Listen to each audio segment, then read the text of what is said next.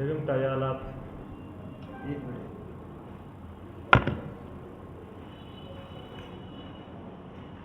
ये मतदान के दिन जिस तरह के हालात वहाँ बने उसको लेकर बार बार आपको टारगेट किया नरेश मीणा ने, क्या हालात थे और किस तरह की सारी बात आई है? मतदान के दिन चुनाव का बहिष्कार समरावता गांव के द्वारा किया जा रहा था। उनकी ये मांग थी कि उनकी तहसील नगर फोर्ट है और उपखंड कार्यालय देवली है।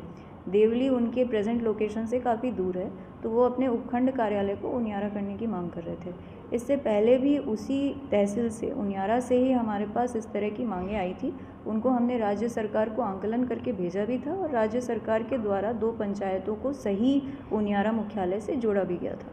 पहली बार ये मांग 30 अक्टूबर को ग्रामवासियों ने हमारे सामने रखी थी। अनफॉर्चुनेटली उस समय आचार संहिता प्रभावी थी, तो एसडीएम ने उनको यही आश्वासन दिया था कि आचार संहिता के बीच में तो हम आपकी मांग आगे नहीं भेज सकते, आचार संहिता के बाद हम आपकी मांग को आगे उठाएंगे और जो भी प्रक्रिया होगी उसको पूरा करके आपकी मदद करेंगे। ग्रामवासी उस समय तैयार भी हो गए थे, परंतु 13 तारीख को ग्रामवासियों ने बहिष्कार का निर्णय लिया, जो कि उनका राइट है, वो चाहे तो बहिष्कार कर सकते हैं। उस समय कैंडिडेट ने उनके साथ बैठ के उसको थोड़ा सा ज़्यादा ख़राब रूप दे दिया। हुआ ही उस समय उन्होंने पहले ये मांग करी थी कि कोई भी मतदाता मत का प्रयोग नहीं कर सकता है। मैंने उनसे बात करने की कोशिश की, 6 बार मैंने उनको मिस्ड कॉल किए, लेकिन उन्होंने फ़ोन नहीं उठाया। फिर मैंने अपने एरिया मजिस्ट्रेट जो कि एसडीएम मालपुरा थे उनको मौके पे भेजा। उन्होंने भी उनसे बातचीत करने की कोशिश की, उनको ये समझाने की कोशिश की कि आचार संहिता के दौरान तो हम लिखित में कुछ भी नहीं दे सकते, बाद में हम इनका आवेदन आगे बढ़ाएंगे। उनके द्वारा भी नहीं सुना गया। फिर उन्होंने मेरे से बात कराने की कोशिश की और फ़ोन भी ऑन किया और स्पीकर पे भी डाला, लेकिन फिर भी उनके द्वारा कोई भी रिस्पांस नहीं दिया गया। कंटिन्यूअस उनकी यही मांग थी कि कलेक्टर यहाँ आके लिखित में आश्वासन दे। लिखित में आश्वासन देना बिल्कुल भी पॉसिबल नहीं है, क्योंकि जब हम चुनाव ड्यूटी पे होते हैं तो सरकार या किसी एक पार्टी की तरफ से हम कोई भी लिखित आश्वासन नहीं दे सकते, वो एक इलेक्टोरल ऑफेंस माना जाता है। ये चीज़ मैं समझाने का बार बार प्रयास कर रही थी, लेकिन उनका एक ही मुद्दा था कि आके लिखित आश्वासन दिया जाए। देखिए, लिखित आश्वासन आपने कहा कि इलेक्शन ये आचार संहिता थी, ये पॉसिबल नहीं था, लेकिन क्या वो आपकी बात सुनने को भी तैयार नहीं हुए? मतलब पूरी बात ये है। मैं यही कहना चाहूँगी कि मैंने स्वयं ही फ़ोन किया, नहीं उठाया। मैंने एसडीएम को भेज के समझाने की कोशिश की, नहीं माने। मैंने एसडीएम से कहा कि मेरे से आप बात कराएं, वो भी नहीं हुआ। फिर मैंने एसडीएम के साथ जब ये घटना हो गई तो एसडीएम को बुला के मैंने अपने एडीएम को भेजा।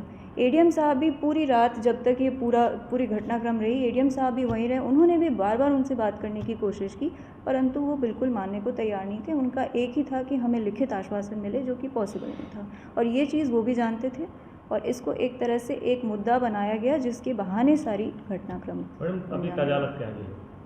ताज़ा हालत बिल्कुल ठीक है। अभी ज़िले में पूरी तरह से शांति है। सारे जो जाम कुछ लगे हुए थे कल समर्थकों के द्वारा, वो खुल चुके हैं। पूर्ण रूप से शांति है। नरेश मीणा को पेश करने की अभी बात चल रही है। एसपी साहब और जो अपने कोर्ट हैं उनके बीच में वार्ता जारी है। जैसे ही फाइनल होता है हम आपको बता देंगे। मैडम देखिए, इसमें ये था कि जब वहाँ एसडीएम पे थप्पड़ मारा गया तो एरिया मजिस्ट्रेट थे वहाँ पर, वो तो क्विक एक्शन क्यों नहीं लिया गया? आखिर ऐसी क्या मजबूरी आ गई थी? देखिए, इसमें 2 चीज़ें होती हैं। जब थप्पड़ मारा गया तो उस समय वो कैंडिडेट थे और पोल प्रक्रिया जारी थी। तो एक पॉइंट होता है कि पोल प्रक्रिया के समय कैंडिडेट को अरेस्ट करना अवॉइड किया जाता है, क्योंकि उनका भी हक होता है चुनाव के दिन प्रचार प्रसार करने का, तो उनके हक को हम बाधित नहीं करना चाहते थे। सेकंड, हमारे पास ये इंटेलिजेंस थी कि नरेश मीणा के साथ जो लोग बैठे थे उसमें से मैक्सिमम लोग बाहर के थे, और उनकी पूरी प्लानिंग ही ये थी कि एक रिएक्शन, एक तरह से ये एक ट्रैप था हमारे लिए। उनकी प्लानिंग थी कि हमसे एक रिएक्शन मिले और उसी बहाने वो बूथ पे हमला करें, अन्य बूथों पे भी हमला करें और पोल प्रोसेस को बाधित करें। तो हमने संयम रख के उस ट्रैप में अपने आप को गिरने नहीं दिया। हमने डिसाइड किया कि पोल प्रोसेस तक सब कुछ शांतिपूर्ण चलने देंगे, जिससे कि चुनाव सही से निपटे, और जब एक बार पोलिंग पार्टी और ईवीएम ठीक से रवाना हो जाएगी तब हम आगे की कार्रवाई करेंगे।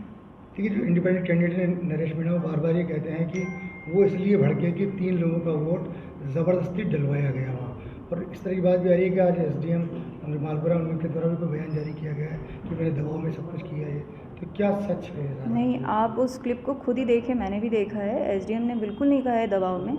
उसने कहा है कि डीओ मैडम ने मुझे कहा कि जाके लोगों को मोटिवेट करके वोट डलवाएं। डीओ और एरिया मजिस्ट्रेट और एसडीएम का काम ही होता है लोगों को मोटिवेट करना। हमारी चुनाव आयोग से डायरेक्शंस होते हैं स्वीप के। स्वीप का मतलब होता है कि लोगों से जाके वोटों की अपील करना, पोस्टर्स लगवाना और अधिक से अधिक मतदाताओं को वोट देने के लिए लाना। उसके लिए उस दिन हम एक खेला टोली भी लगाते हैं जिसका यही काम होता है कि घर घर जाके लोगों को रिक्वेस्ट करें कि आप वोट दो। उसी के अंतर्गत एसडीएम वहाँ पे गए और जब उन्होंने देखा कि ग्रामवासी मतदान का बहिष्कार कर रहे हैं तो वहाँ जो सरकारी कर्मचारी मौजूद थे उनसे उन्होंने रिक्वेस्ट की कि आप में से कुछ लोग वोट दे दें। उसमें से कुछ लोगों ने जाके अपना वोट दे दिया और कुछ लोगों ने नहीं दिया।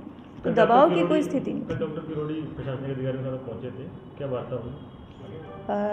डॉक्टर साहब वहाँ पे पहुँचे थे। ग्रामवासियों ने अपना पक्ष उनके सामने रखा था और उनके द्वारा भी समझाइश की गई। ग्रामवासियों के द्वारा उनको आश्वासन दिया गया कि जो भी नुकसान हुआ है और यदि उनके साथ जो भी घटनाक्रम हुई है उसमें ग्रामवासियों को कोई मेजर नुकसान नहीं होने देंगे। उनका जो भी नुकसान है उसकी भरपाई जैसे हो सकती है वो भरपाई भी की जाएगी। जो आंकलन हो सकता है वो आंकलन भी किया जाएगा और शांति का माहौल बनाया जाएगा। इस तरह का आश्वासन दिया गया। देखिए, पुलिस कानून अपना काम कर रहा है, जिस तरह की आगे कार्रवाई होनी है।